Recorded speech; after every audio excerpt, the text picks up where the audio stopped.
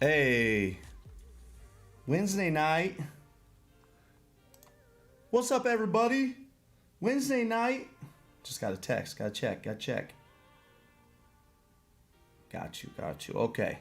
What's up, everybody? Nate Allbaugh here. High school football coach out of Illinois. Big time basketball out of Illinois. We're pumped around here. So I live like just outside Champaign. I lived in Champaign the last 6 years. We moved 7 miles away. I'm still in downtown Champaign, so I work in downtown Champaign. We're in Champaign all the time. We're Champaign folks. And this town comes to life when the Illini are good. And not even like this good. I mean, the town comes to life when the Illini are just good. Now they're like national championship caliber good. This doesn't happen often. Hasn't happened since '05, and the place was electric in '05. I wish we could have had our fans in Assembly Hall this year, State Farm Center, because it's, like I said, it's an electric year. Thomason in the house. What's up, Coach Thomason? You said you guys played last week, right? You're getting ready for week number 2 out there in Oregon. Our guest tonight, Daniel McDonald, out of, formerly D.C. at Male High School, one of the top high schools in the nation, football high schools in the nation, out of Louisville. Just took the head job this past year at Providence High School, small Catholic high school across the river in southern Indiana, Clarksville, Indiana, and did a nice job riding the ship at Providence and building his own culture there. He did 3 great presentations for our online clinic, man. One offensive clinic that was about attacking the perimeter. He's extremely multiple, but they are getting to the perimeter. And then 2 defensive, one on details of linebacker play, which was awesome. It's like so many good drills. He's big on film, which I love that he's big on film, because when he speaks, he's adamant, like, I'm going to have great film for you guys. So it's like practice footage to game footage. You're going to see it in effect in the games. And then his last one was on non-negotiables at defensive practice. I love that topic. I love the idea of it. It was cool to see, right? Welcome, guys. Coach Pat in the house. Jason Kazar in the house, man, our sponsor. Welcome. Thanks for being here. Larry in the house. That's right. Go Illini, baby. Joe Maricalar. How do you say your name, Joe? Mara Chalar, right? So if Joe is Hispanic, then I say it one way. And if he's not Hispanic, I feel like I would say it another way. What's up? Looking forward to hearing tonight's topic. Watching from South Texas, from Westlaco. Thank you for joining, Joe. We're happy to have you. We're going to talk a little ball, play a little trivia, call it a night. All that in about 30 to 35 minutes. David Thomason says, though low number, no special teams because of opponents' low numbers. Huh? So you're playing a football game with no special teams? That sounds... I have a million questions there. Explain whatever you can there in the chat. Joe, thanks for joining us, man. What's the name of your high school? Let us know what the name of your high school is. Our sponsor, the Coach Pad. No matter if you draw scout cards by hand or use a program on your computer, the Coach Pad will give you back time by never stuffing a binder again before heading out to practice. The first 13 1/3 inch electronic device allowing coaches to clearly display scout cards outdoors in the sun has been a game changer for programs this past fall and those currently playing across the country. You know, Jason was saying waste time stuffing. The part I hated most was flipping through those pages while I'm outside, and like, you know how those 3-ring binders are. They screw up all the time. I get all frustrated with that. Lucas Freeman in the house out of Minnesota. Welcome, man. Marichalar. I'm going to say it's Marichalar. That's right. He's Hispanic. And so, like I said, if that last name's Hispanic, you pronounce it one way. And if it's not, you pronounce it another way. Just like my mom's maiden name is Ponce. But all the white people say Ponce. Hey, Ponce. Love the hat, Ben Johnson says. That's right. I got to represent. Illini aren't top 2 in the nation every year. Let's get Coach McDonald in here without further ado. I'm excited for you guys to chat. I love, like I said, I loved his topics, and I think we got some good stuff to talk about. Let me go turn down. I'm going to shut off my little hide self view. Daniel, you got me? Can you hear me? I got you, man. Good deal. I got you. I'm going to go turn up real fast. Oh, there you go. Even better. Your volume's up. My volume's down. Dude, welcome. I've seen a lot of you lately. That's right, man. Almost too much. I came down to Clarksville, made the trip to Clarksville. You guys got a nice little school there, man. For enrollment of 325, 330, we've got something going, man. I mean, we've got the turf field. Our locker room is really nice. You saw that the Providence Athletic Center. Yep. That whole second floor is a blank canvas. So I think the plan is to make that second floor like not an elliptical. What the hell am I talking about? Like a speed and agility area. With a training room up there. And that would be sweet, It's going to be pretty nice. That would be sweet. And it was a really great facility, especially for such a small school. And we'll talk more about that, man. But I'm checking in with our guys in the chat. Got a new guy in the house, Joe Marichalar, out of Westlaco East High School in Texas, co-DC and linebacker coach. Man, welcome. We got a linebacker coach here as our guest here, too. Of course, at this point, McDonald, you do it all. But you got a lot of you started as like a QB specialist guy, and then you got under Chris Wolf at Louisville Mail, and he said, sorry, you're learning D-line. That's right. And that started a deep dive into some high-level defensive play, right? Yeah, we anytime you have to scheme to stop Andrew Coverdale, you have to deep dive. And, he was the OC at Trinity forever. Right. Now the OC at Cincinnati St. X, what are they? They're the Bombers. So we had to scheme to stop him. And anytime you have to do that, you got to make sure you're on your stuff, and you better know your stuff. And more importantly, your players better know their stuff. So, man, that was a 4-year crash course on learning how to stop a college level offense. And you guys were able to do it. Obviously, although they were your big rival, I'm sure you guys went back and forth with them. We went back and forth. The Trinity Mail rivalry is something special. Well, two of the top programs in the state, and you're right there as your neighbors, right? You're in the same town. Same town. Man, well, guys, welcome to our chat tonight. Kyle Pettit just checking in out of, he told me how to say it too, Falmouth, Kentucky. He told me how to say it a week ago, and I forgot. Right. Falmouth? I don't know. The first way you said it. Falmouth? That was a little suspicious. Foulmouth? Okay. Oh, man. I forgot. Remind me again, Pettit. I hate saying things wrong. Guys, we're going to chat football. We're going to play trivia and call it a night. Oh, man, you didn't tell me anything about trivia. You don't have to answer. You don't have to answer. You can just pretend like you knew them all after the answers come out. Sure. We got so many good guys in the chat tonight. You can see we already got Jerry Payne. He's on the wheel for tomorrow night. We're spinning that wheel for $50. Cash money. Although, let's face it, most people do it digital now. Venmo money, $50. Man, if you win. Parents in my program asking if they can Venmo. I'm sitting there, what in the world is a Venmo? Why are they paying you? That's just part of that Catholic school life. Fundraisers. They want to. We're selling mulch right now. Okay. That's a big fundraiser, by the way. Mulch. I've never heard about a mulch selling fundraiser. Sell mulch, man. We're gonna make. Tell me about the mulch. Tell me about mulch selling fundraiser. So you get hooked up with a nursery in your area, or I guess you call them nurseries up in Illinois, right? Yeah. Yeah.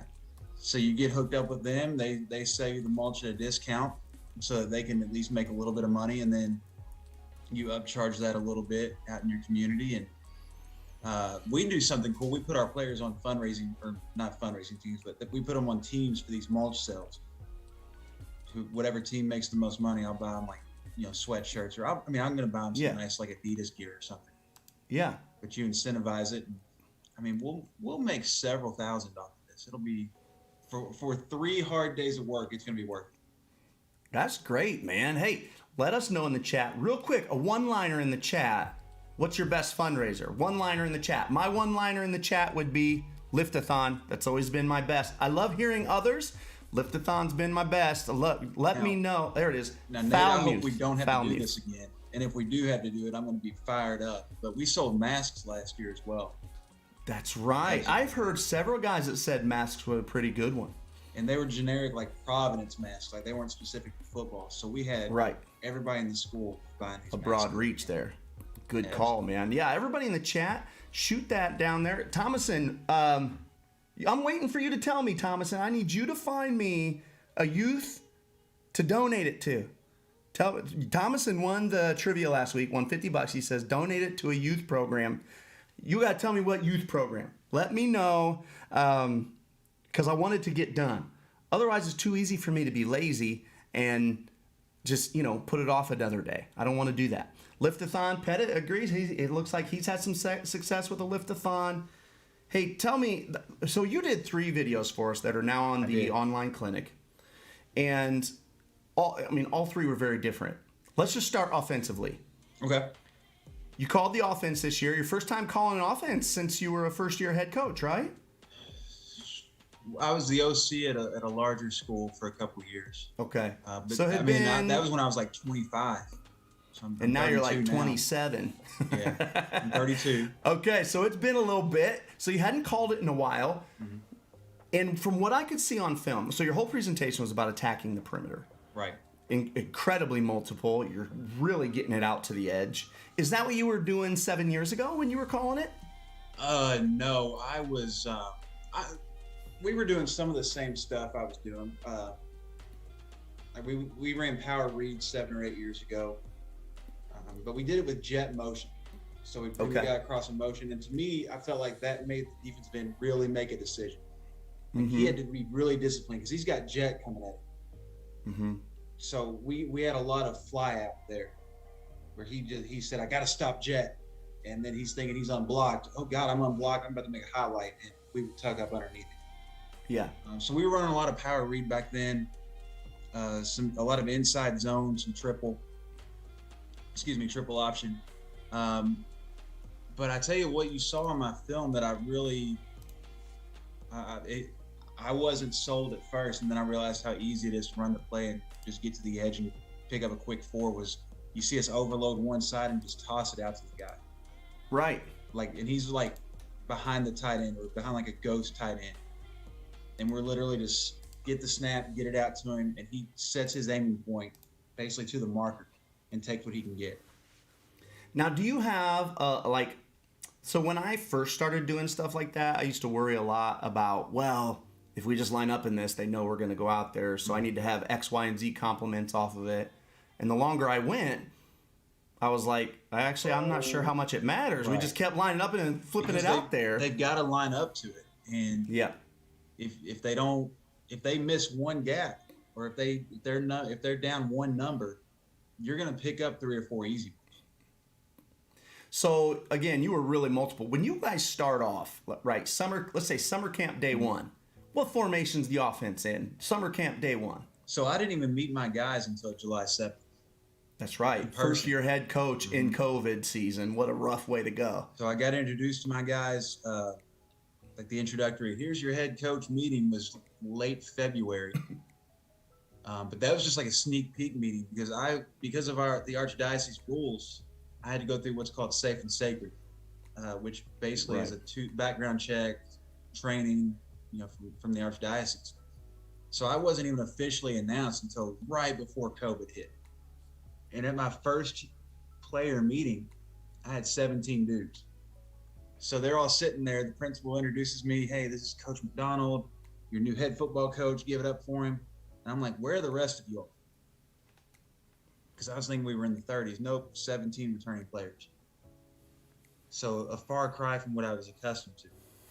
So and that, when you try to start a meeting like that, too, it sucks the energy out of you at the start of the meeting. And you're trying to, at least I'm talking from my own experience, I'm trying to, pump myself full of energy, can't worry about it right now. Did you have that same feeling? I think the adrenaline of landing such a good job was there. Yeah. So I knew there were 17 guys there, but then I also knew there were guys in the building who should have been there. Right. Who, for whatever reason, were not so jazzed on playing football at the time. So I had to hit, I couldn't hit the hallways. I couldn't recruit the hallways if the school wasn't in session. So it was a lot of texting, phone calls, Zoom meetings, all that kind of stuff, just to get guys back out to football. we had to make football interesting again. Mm-hmm. So fast forward through quarantine, 15 days to slow the spread that has turned into over a year now. And we're doing Zoom meetings to try to install our stuff. I was still 4-2-5 defensively. Mm-hmm. My system that I learned at Male and then kind of made my own at Male didn't change at Providence. Mm-hmm. Other than we had to play a lot more 4-4 looks because so many teams were just run heavy. Yeah, sure.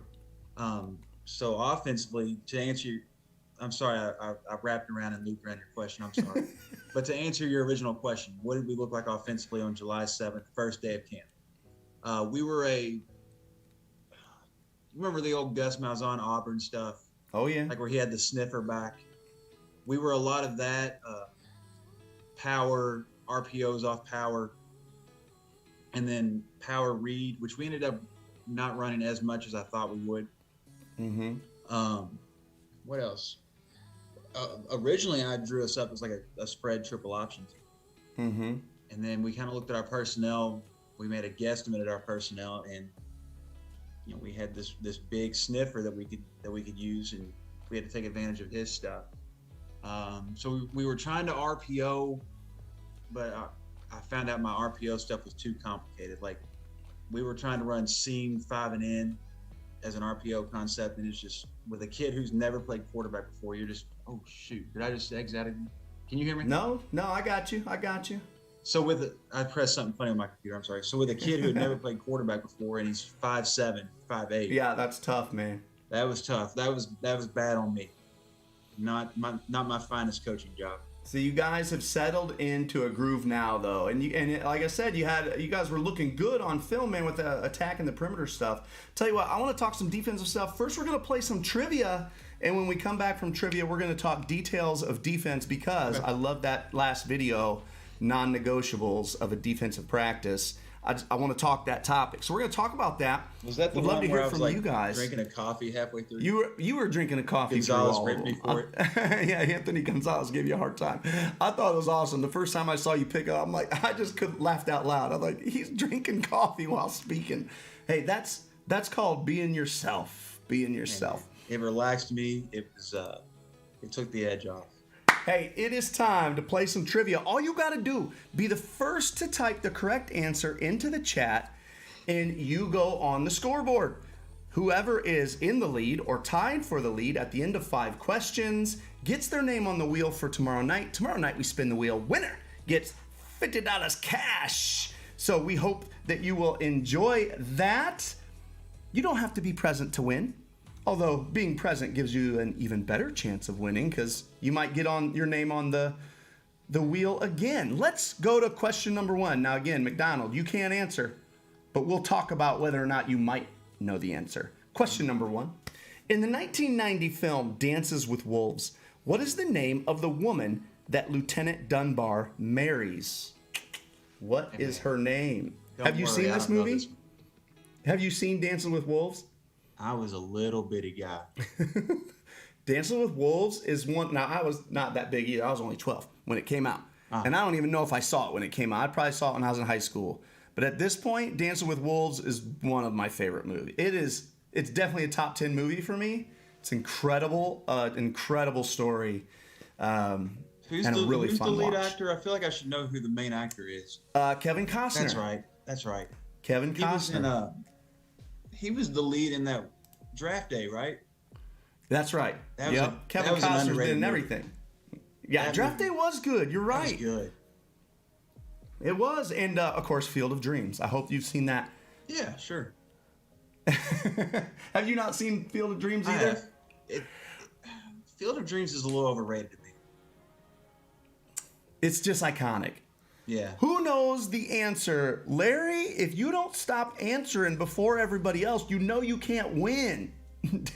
Larry, you can't win, man. You're one of us. All right, so the first person to copy Larry's answer is going to get this because Larry's right. Come on, boys. Who wants the point? Who wants the point for the name of the woman that he marries? I'm just waiting. The correct answer, Daniel's just sitting there in the chat for anyone to type in.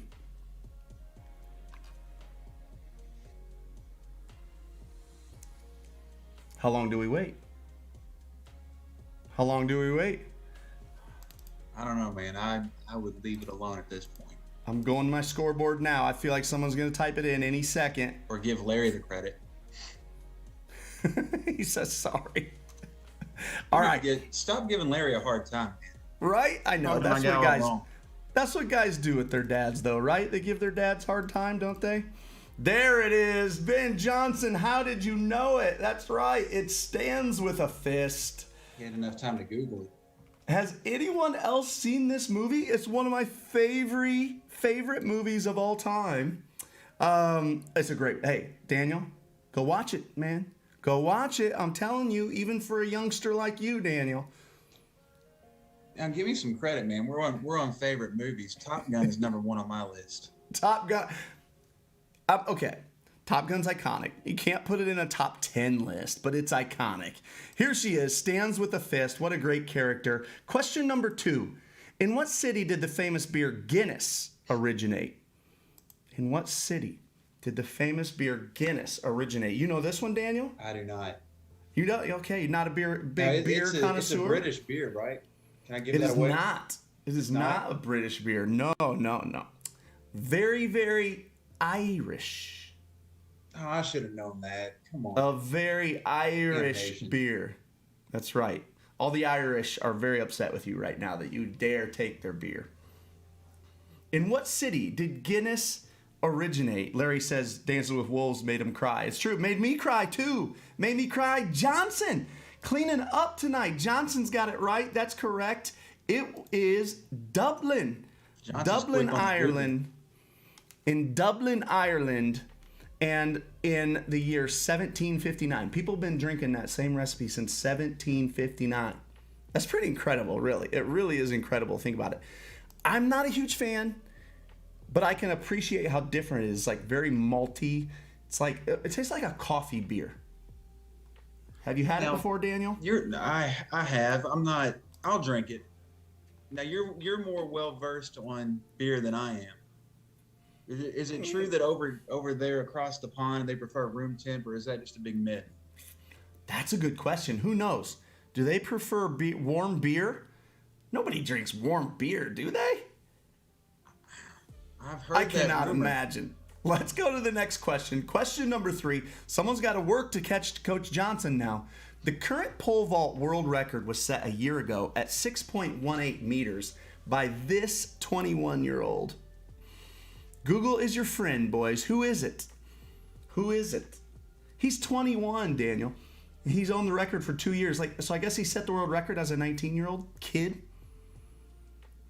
So, by the way, 6.18 meters is 20 feet, 3 3/8 inches or something. It's over 20 feet. Can you imagine? Look, I love this picture too. In the picture, he just cleared the bar at 20 feet, and he's just like pointing over the stands. He's like still floating down in the air. Probably pointing to his girlfriend or something. Yeah, he is. What's up, girl? Hey, who knows? Hey, Jason Kazar says warm beer is true.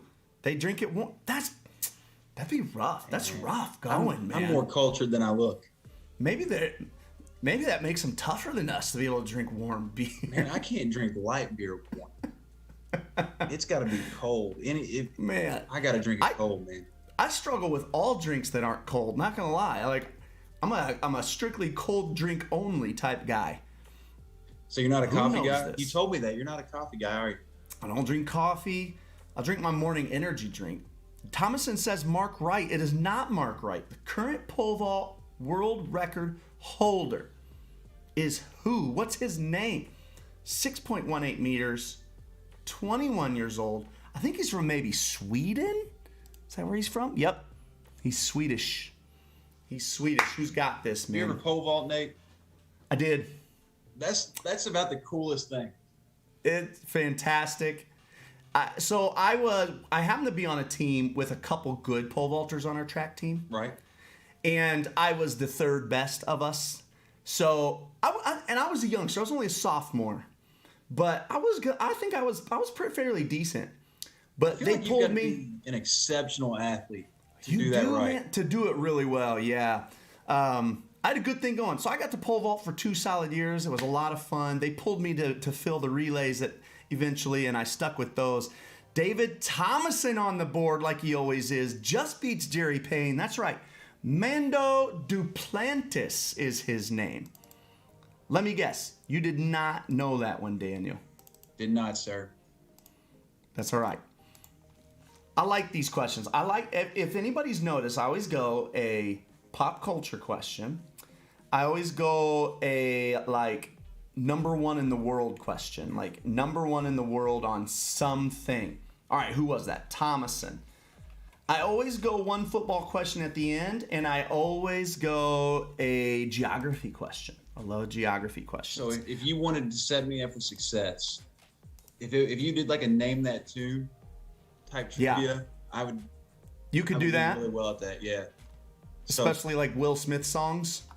Man, I love me some Will Smith. Question number 4. I like this question. Oh, I got to delete this. These 4 Scandinavian countries are listed in alphabetical order. List them from west to east. In alphabetical order, they are Denmark, Finland, Norway, Sweden.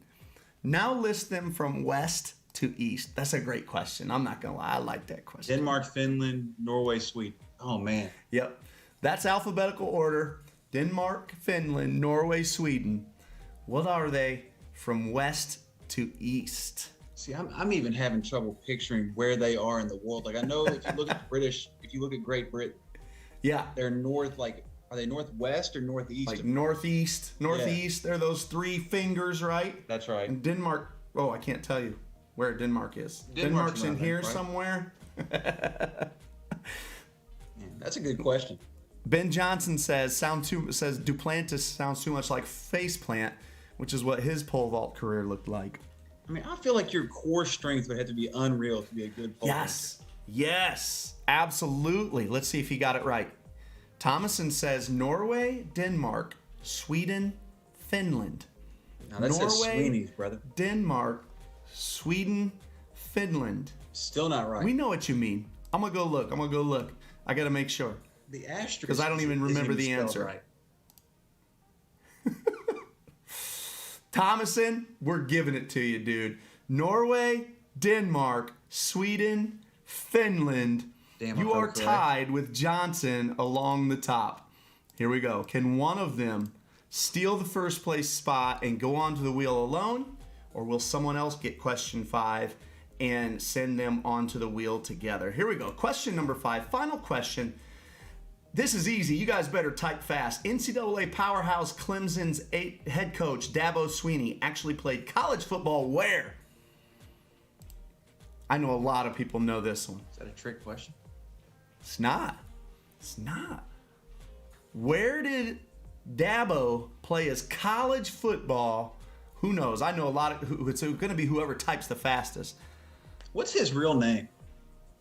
You know, I was looking at. It's not, and I didn't look at the part that said what his real first name is, but he goes by Dabo because his little brother would call him Dat Boy, but couldn't say Dat Boy, and it ended up turning into Dabo, and they stuck with it. Man, that's cool. Johnson's got it. It was Alabama. Did you not know that, Coach? I did. You did know that. Look at this picture. Look at this picture from the 80s, from the 90s. Alabama, 90 to 92. Look how smooth he looks right there, man. You know he looked like a fraternity king right there. Even though Dabo at this point, he's a pretty conservative dude. 3 points for Johnson. Johnson, you, my man, are on the wheel. Here we go, scoreboard wheel. Where did Fleck play? Wasn't he a D1 guy as well? I know he was in the NFL with the Niners for a while. P.J. Fleck played at Northern Illinois. That's right. Illinois boy. Yeah, he is. Johnson. Ben Johnson, you're on the wheel tomorrow night, man. We're going to spin that wheel. $50. Compliments of our sponsor, The Coach Pad. Click their link below. I'm telling you, this Coach Pad looks sweet. Yeah, it does. All right, man. We've got 1 minute left, but we're going over because I want to ask you. Non-negotiables defensively. Non-negotiables. Sum up non-negotiables in 30 seconds, Daniel. Go. 30 seconds. On the clock? Come on, bro. Yeah. So our non-negotiables, if I remember correctly from the video, it's how you structure practice, right? Well, I I have mean, non-negotiables for my defense, my it's not a pop players. quiz. I want you to tell me Yeah. in your mind what is non-negotiable. Like, So I'm if not you're running gonna. a We won't defensive all practice, go to the video and test you. if you're running a defensive practice, you got to have AAP, tackling, and AAP, I'm sorry, alignment, alignment, assignment, AAP, pursuit. So you got to know how to AAP. line up. You got to know Yeah. what your job is, and once the ball is snapped, you got to get there. Yes. Alignment, assignment, pursuit. If I had to say what is one drill that's non-negotiable, it's AAP every day. Now you have a couple different ways that you drill AAP, right? But the kids know, like, hey, it's AAP time. Is that like common language at Providence practice? Yeah, it is. Now, when we first got there, our first AAP drills looked abysmal. Like you talk about a smooth, perimeter AAP drill. You got your rabbit shape running around the edge, and your guys are getting to the cone. Bang! Just as he passes the cone, you got guys there. Bang, bang, bang. Right? Didn't happen our first couple weeks. It was ugly. But then you saw in the clinic that mini AAP. Yeah, that really helped our guys out. That was a good one. I like that. And you showed several AAP drills. I like that you had those cones set out. And I even like there's so many little tidbits in there. Like, we're not going to tell you which cone you've got to get to, right? Don't stack on a teammate, because in a game it's chaos. And, we've got to practice that chaos, right? Get to one of these cones, and that's helping us not stack on each other as we get over there. So I love that. Now, your number 2 thing was tackling. Yep. And what was 3? I can't remember now. I'm drawing a blank too, man, but like AAP and tackling for sure. Non-negotiable. You're going to tackle every day. What would you say to the guy? What about the teams that don't tackle much? We don't tackle to the ground very much. So, like, what do you do? So we don't really work with them as much now, but I took a lot of my stuff from Atavus, based out of Seattle. They're good. I know the USA football program is really good as well, and they're, for all intents and purposes, they're very similar programs. But where in USA football's program, they really emphasize that uppercut motion, and I just have a really hard time jiving with that. Whereas Atavus is more of a punch and wrap. They're worried about staying tight, staying close, and you're not controlling the guy with your arms. Your arms are you should be able to tackle the guy with your arms behind your back if you're stepping same foot, same shoulder, and laying that force to him. The arms are just there to control him through the tackle. Whereas with that uppercut, sometimes I feel like if you I may be totally in left field here, but it feels like with that uppercut, the arms become a major part of the tackle. Whereas the emphasis is less on shoulder contact to the guy's thigh. I could see that. That makes sense. Now with Atavus, they give you like a tackle report or something, right? Dude. Like, what is that? Give us an idea of what a tackle report is. Those are awesome. So I haven't had one done at Providence, but they used to do them for us at Mayo every now and then. Not every game, but every now, like our big games. Like when we played Manual, they'd give us a tackle report, Trinity, St. X. And basically that is they diagram and chart every single tackle you make. So they look and see, was your guy in a positive position? Meaning, was he in a position to make a dominant tackle? So was he head on to the guy, or did he have an angle? Those are dominant positions. If the guy, if you can see my hands. Yep. If you are squared up on the guy within this triangle, you're considered positive. So then they kind of chart your effective tackles versus your ineffective tackles. And then they look at, did you still get the job done when you were in a negative position? So if I'm running side by side with you, like you're on a toss and I'm coming down the line of scrimmage, that's not positive position. So they chart that as well. And it's really interesting stuff, man. If you've got it in your budget, I think that's something to look into, especially for larger programs. It's good. Yeah. Curious to know, any of you guys in the chat, let us know if you've used Atavus, familiar with it, or if you've ever gotten a report for them. The other thing I want to know from guys in the chat is, tell me, how do you evaluate, do we need to work on tackling or not? Because, right, to To the person that doesn't know football, they watch a game where one team's better than another, and they say, you know, we're horrible tacklers, right? And somebody who knows football might watch the same game and say, well, you never even touch the running back, so that, you know, that's not bad tackling, that's bad angles, or he's way faster than you.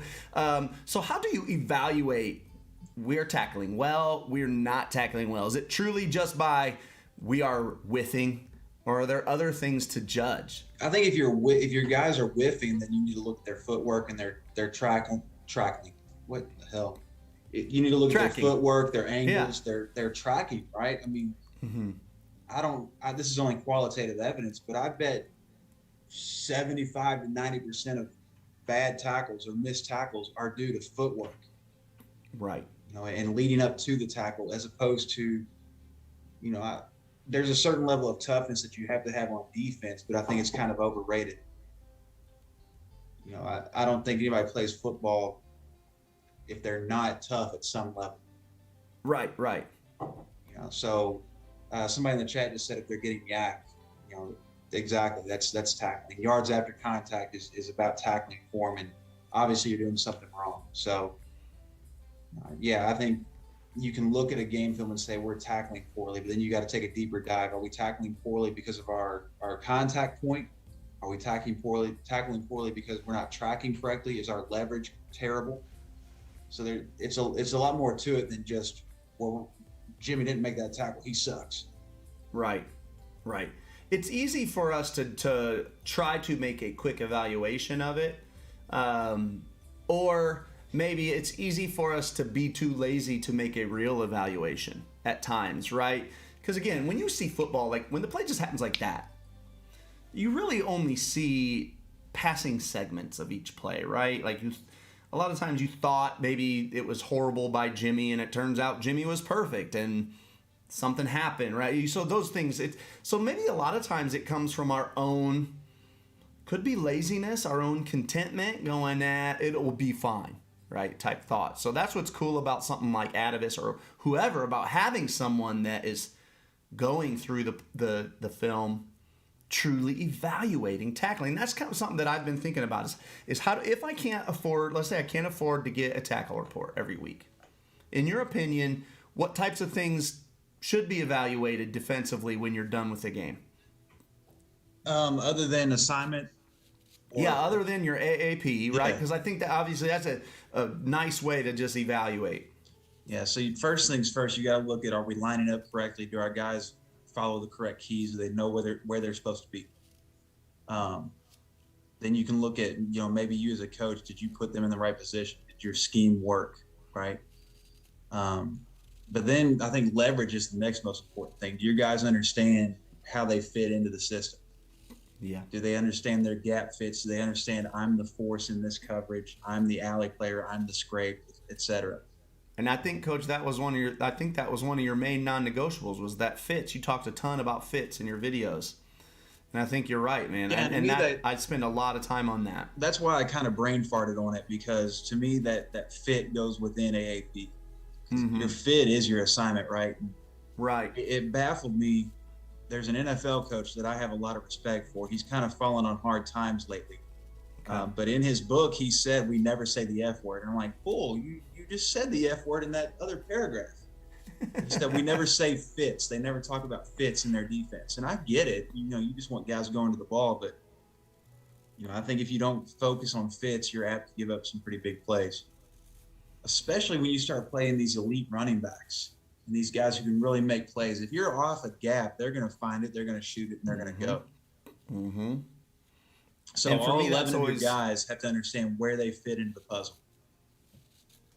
Oh, you're right, man. Down here we got Thomason says, so Johnson says the eyes are one of the most overlooked part of tackling. Got to be fixed on the right spot. Where is the right spot? Where do the eyes need to go? What are you teaching? Near hip, near thigh. Mm-hmm. If your eyes are up around his shoulder pad. Think about this. Arm tackling, right? Guys who are reaching out with their arms. Where are they reaching most of the time? Shoulders. So where were their eyes? Probably shoulders, right? Shoulders or the chin strap, right? At the guy's eyes. So, like, who was that? I'm looking in the chat. What's that? Ben Johnson. So what Coach Johnson said was absolutely right. If your eyes are down on the thigh board on the hip, first of all, you're probably not going to get cut back on. You're not going to get juked out of your mind because where the guy's hips go, he has to go. Mm-hmm. And then if I'm aiming, if I got my sights set on something low, I'm probably going to go low. And it's hard to arm tackle if you're going low. Yeah, you're right. I like that. I think that's a big deal. Now, where in last time I was coordinating a defense, I could be heard on repeat, and I'd be like going from kid to kid, almost play after play defensively. We were waiting on the scout offense at all, right? It was, are you an inside hip or an outside hip player? Inside, inside, outside, right? So they'd have to, like, they knew. I want to know. I want on repeat. I want you guys telling me, are you inside or outside hip? Inside or outside hip, right? Everybody's got to know. So I'm big on that as well. Big on finding drills that help keep inside hip players on the inside hip, because the second you see an off tackle play or a perimeter play, it's easy for an inside hip player to want to get outside of that, right? Or to take an angle that's getting him outside. It's hard, especially if they're like a deep safety running the alley. I see a lot of over pursuit from those guys, where they think they're outside hip, but really they're inside hip. That's tough on some guys. And those are the things, in my opinion, what that gets me excited about coaching football. Those are the things, in my opinion, that can separate well-coached teams from less well-coached teams. Are things like, how do I get my athletes to understand an inside-out angle? I think that can produce more wins than you should get too. Someone on the hiring committee, when I got hired, told me you'll be lucky to win a game or two. Really? And we won 5. I mean, I'm no savant. We went 5-6. So it's not like I took these guys and we went undefeated and here's my book, please buy it. Right. But I do think if you look at us on film, you say, damn, those guys play hard and they know their assignments. They're well coached. Yes, and from your opponents, I've heard that they were a much improved team and they are headed in the right direction. Well, Coach, well, that was awful nice of Silver Creek to say. After they blew us out, right? They're a little bit bigger than you, Coach. Ran us off the field. Hey, do you get them next year too? Thank God, no. Those guys are tough, man. They're good. I didn't want any part of them. Like if I were in my guys' shoes, I wouldn't have wanted any part of Silver Creek. Those guys were tough. I just finished their D-line. Well, I'll be encoding their D-line coach's video tonight. Dude, he did a great job. I think you're going to really like it. That was good stuff. Tons of film, right up your alley. Right up my alley. Man, he's got so many good drills in there. Man, he did it. That's on his D-line play. It's really good. That'll be coming out tomorrow, guys. Does your audience know my pet peeve? Well, who knows what your pet? Oh, that clinic with no film. Oh, that drives me nuts. Don't say it too loud. We might have guys in the chat that gave a speech for us and didn't have film. Well, they'll know better next time. I do remember way back when you first spoke for us. I remember you said that, and that was like 2018. 2018 right? At the Golf House, wasn't it? Yeah. Well, I don't remember the name of it, but it was some hotel in Louisville. Mm-hmm. I can't remember. I remember what it looked like, but I don't remember the name. Well, Coach, we're overtime. We're overtime. That was on the old quarter blitz. Old reliable. Reliable. Hey, I'm still trying to get my head coach to go corner blitz. We got some tough little corners this year too, so this could be the year for us. Well, I'm gonna shout out my sponsor one last time. I'll come to you, Daniel, for any closing thoughts. Guys in the chat, thanks so much for joining. If you could leave us a thumbs up, I would really appreciate it. And if you're not subscribed, what are you waiting for? Our sponsor is the Coach Pad. No matter if you draw scout cards by hand or use a program on your computer, the Coach Pad will give you back time by never stuffing a binder again before heading out to practice. The first 13.3-inch electronic device allowing coaches to clearly display scout cards outdoors in the sun has been a game changer for programs this past fall and those currently playing all across the country. A link can be found below for the Coach Pad, a really impressive product. McDonald, man, I'm always bothering you for content, and you've given us 3 more great videos and a great night tonight, man. Any closing thoughts? Man, you can have Coach Pad send me a sample to 707 Providence Way, Parksville, Indiana. I'm really Maybe K's are still on here. One of the things that's so cool about it is I always think, like, right, how many times you're like, carryover plays, right? Whether it's 3 weeks later, 4 weeks later, and to be able to just be like, oh yeah, it's Man, I have a hard time flipping through, my little binder, or when I don't put them in a binder, I'm doing this number trying to find it. Or I don't do that. Check that. I don't do the scout team anymore. Somebody else It's called does. delegation, brother. But there you go. but man, I mean, I imagine you would save time with that. You can just, swipe right a couple times and so fast. I mean, I'm a big believer, so it's like, to me, I'm feeling like if I ever get my chance to be in charge of a budget again, which would require me to be a head coach, man, I'm thinking one of those options, that or go route. Now, go route's going to cost you 3 or 4 times as much. It's nice too, but I just hear from guys that are using these things going, time. Is go route the one that's like a built-in wristband? Yeah, it's on your wrist. So then it goes. Does that go to your players then?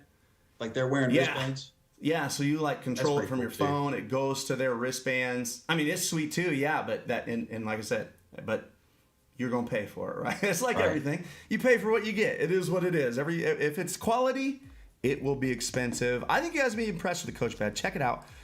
Daniel, we'll be in touch, man. Who's your next home clinic with? I think you got one coming out in 3 days. Leroy Wilson from Madison Consolidated up here in Indiana. What did he talk about? His was cool. It was the gift passing system. So you hear a lot of guys talk about taking that free boundary hitch. He talked about that. That was good. Oh man, a team that can throw that well. He's in a nice situation because Madison for decades has thought that they were a basketball school. And they're a good basketball program. I don't want to hurt anybody's feelings. They're good, but they have so much untapped potential with football. I mean, they're a one school small city. And where is it? Madison, what? Kentucky or Indiana? Indiana. So if you follow the Ohio River from Louisville, it's about 80 miles northeast, right up the river. Okay. So, if you research Leroy, his record doesn't indicate how good he is. But he's building it. The city chipped in and the school district chipped in, and they just built him a new turf field. They're building him a 1-point-something million field house. They put in a video board, so it's like a college atmosphere. And they put in brand new LED lights. Jeez. Yeah. Wait, LED lights in the stadium? Stadium lights, yeah, flash on and off. I mean, it's what? Yeah. So, dang. He's a smart dude. I was impressed. Awesome. I hate when a coach's what's the word I'm looking for? A coach's worth is indicated by wins and losses, right? Because he knows his stuff. You put him at a perennial powerhouse, he's still going to win. But he took a very difficult job and he's building it up. He's doing it the right way. That's pretty awesome. Well, that'll be available, guys, on the online clinic for free with Standard Pass. Just check it out at clinic.chiefpigskin.com. Guys, thanks for joining us. Thumbs up. I need a thumbs up. Coach, thumbs up to you, man. See you, brother. Thanks for joining. Good night. Anytime.